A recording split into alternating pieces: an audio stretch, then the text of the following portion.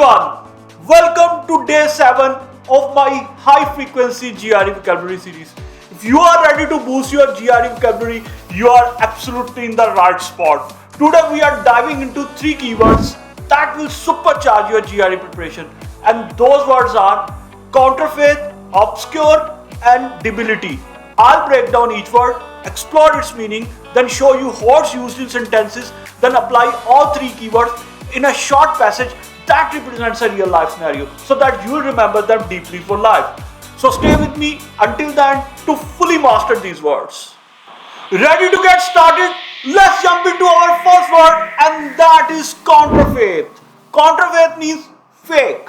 For instance, the online seller sent a counterfeit watch instead of the real one, or he sold counterfeit tickets. Next word is obscure. Obscure means not clear or hard to understand. For instance, his handwriting was so obscure that no one could read it, or the instructions were obscure and confusing. And the last word is debility. Debility means physical weakness because of illness.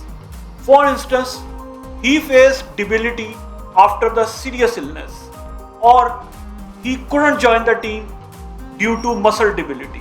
And that's all for the words and their sentences. For the short passage, please visit the link in the description box where you can download it. And that's a wrap for today. We have covered obscure, counterfeit and debility, exploring their meanings and their real life usage. I hope these words are now crystal clear to you and ready to use.